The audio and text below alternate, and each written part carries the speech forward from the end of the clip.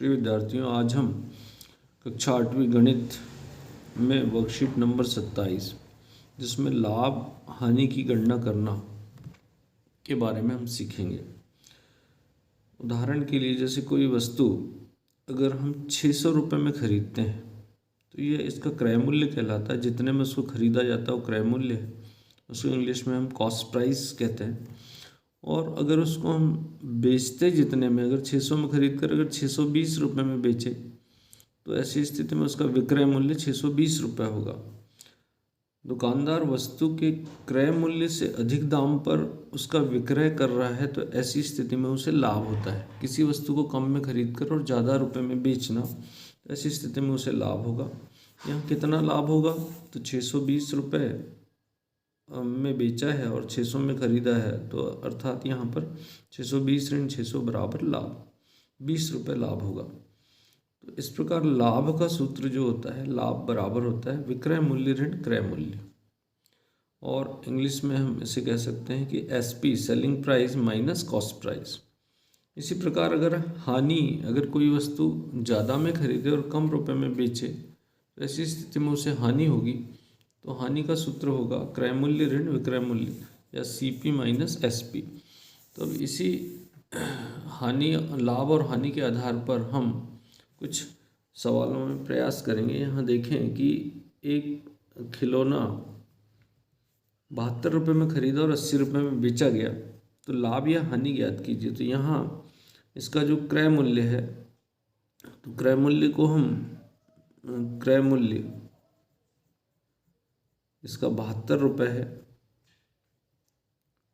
और विक्रय मूल्य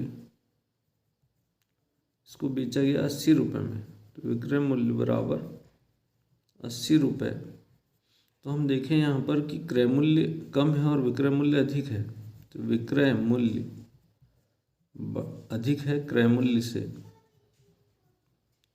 तो अर्थात यहाँ पर लाभ होगा। तो लाभ बराबर विक्रय मूल्य ऋण क्रय मूल्य। तो यहाँ अगर हम देखें तो विक्रय मूल्य 80 रुपये है, क्रय मूल्य इसका 72 रुपये, तो इसका लाभ अगर 80 में से 72 को घटाएं तो 8 रुपये लाभ होगा। यही इसका उत्तर होगा। इसी प्रकार हम दूसरे सवाल में देखें, एक टी शर्ट 120 रुपये में खरीद कर 100 रुपये में बेची गई। अब टी शर्ट को खरीदा गया था, तो खरीदने का मूल्य हम इंग्लिश में उसको CP भी कहते हैं, तो चाहे तो हम या क्रय मूल्य लिख दें। क्रय मूल्य बराबर 120 रुपये। इसे बेचा गया है, विक्रय मूल्य बराबर 100 रुपये। तो यहाँ पर क्रय मूल्य अधिक है, तो क्रय मूल्य बड़ा है विक्रय मूल्य से, तो इसका मतलब ये स्थिति बनेगी हानि की, तो हानि होगी। तो हानि बराबर जो सूत्र होता है, हानि बराबर तो क्रय मूल्य ऋण विक्रय मूल्य, तो अर्थात हानि कितनी होगी? तो क्रय मूल्य था 120 रुपये और विक्रय मूल्य 100 रुपये, तो 20 रुपये हानि होगी, 20 रुपये की हानि होगी। यही हमारा उत्तर होगा। अगले सवाल में हम देखें, एक साइकिल 1000 रुपये में खरीद कर 1150 रुपये में बेची गई, तो लाभ या हानि ज्ञात कीजिए। तो यहाँ हम देखें क्रय मूल्य इसका 1000 रुपये है, रुपये 1000, विक्रय मूल्य बराबर रुपये 1150, अर्थात विक्रय मूल्य ज़्यादा है क्रय मूल्य से, इसका मतलब उसे लाभ होगा। तो लाभ कितने रुपए होगा? तो लाभ बराबर विक्रय मूल्य ऋण क्रय मूल्य। तो ये विक्रय मूल्य है 1150 रुपये और इसमें से घटाएंगे 1000 रुपये क्रय मूल्य था, हम देखें तो रुपये 150 उसका लाभ होगा, जो कि हमारा उत्तर होगा। अगले सवाल में हम देखें, किसी वस्तु का क्रय मूल्य 615 रुपये और विक्रय मूल्य 540 रुपये है, तो लाभ या हानि की गणना कीजिए। यहाँ हम देखें कि क्रय मूल्य बराबर 615 रुपये है और विक्रय मूल्य बराबर रुपये 540। तो हम देख रहे हैं यहाँ स्पष्ट है क्रय मूल्य ज़्यादा है, विक्रय मूल्य कम है, तो क्रय मूल्य बड़ा है विक्रय मूल्य से, अर्थात इससे यहाँ पर हानि होगी। तो हानि कितने रुपए होगी, तो हानि बराबर क्रय मूल्य ऋण विक्रय मूल्य। तो यहाँ क्रय मूल्य था 615 रुपये और विक्रय मूल्य था 540 रुपये। तो यदि हम 615 में से 540 को अगर घटाते हैं तो ये 5 और यहाँ 11 में से 4 गया तो 7, यहाँ 5 तो 75 रुपये। तो 75 रुपये हानि होगी, यही इसका उत्तर होगा। तो हम इस प्रकार देखें कि हमने सभी सवालों में लाभ और हानि की गणना कर चुके हैं। लाभ और हानि की गणना के बाद हम देखें वर्कशीट नंबर 28 में लाभ हानि प्रतिशत की गणना।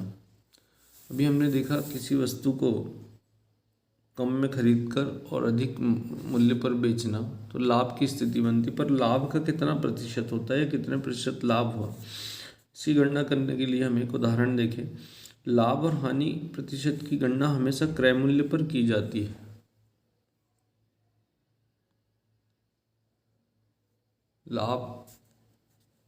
अब लाभ उदाहरण के लिए किसी खिलौने का क्रय मूल्य 72 रुपये है और विक्रय मूल्य 80 रुपये है, तो लाभ प्रतिशत ज्ञात कीजिए। तो हम देखें कि लाभ बराबर विक्रय मूल्य ऋण क्रय मूल्य। तो यहाँ 80 रुपये में बेचा गया है तो विक्रय मूल्य 80 और क्रय मूल्य 72 रुपये, तो घटाने पर अंतर आएगा 8 रुपये। तो लाभ का प्रतिशत कितना हो, तो लाभ बटे क्रय मूल्य गुणित 100। कभी भी नीचे यहाँ क्रय मूल्य लिखना है, तो हमने 8/72 गुणित 100, 8 से अगर इसको गुणा कर लिया जाए तो ये 800/72, अगर इसका हम भाग दे दें तो ये 11.1% इसका उत्तर होगा। इसी प्रकार से हम एक सवाल हम देखें कि यहाँ पर इस सवाल में कि किसी मेज का रुपये 840 में खरीद कर 900 रुपये में बेचा जाता, तो लाभ प्रतिशत ज्ञात कीजिए। तो यहाँ मेज का क्रय मूल्य, हम देखें क्रय मूल्य बराबर रुपये 840 एवं विक्रय मूल्य रुपये 900 रुपये है। तो यहाँ विक्रय मूल्य अधिक है क्रय मूल्य से,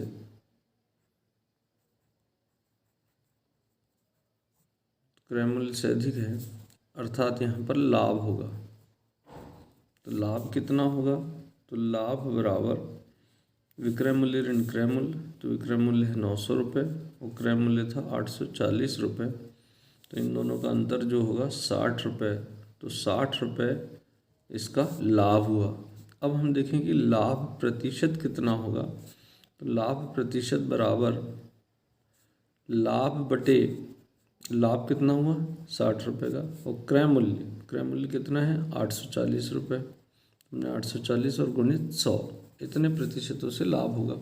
यहाँ अगर हम इसको हल करना चाहें तो ऐसा 60 गुणित 100 बटे में 840, अगर इसको 10 से अगर हम सरल करना चाहें तो ये 10 से 10 6 बार और 10 से 84 बार, फिर हम 6 से इसको और सरल कर सकते हैं, 6 एकम 6, 6 चौके 24, 14, 2 से अगर काटें तो 2 साते 14, 50, तो 50/7।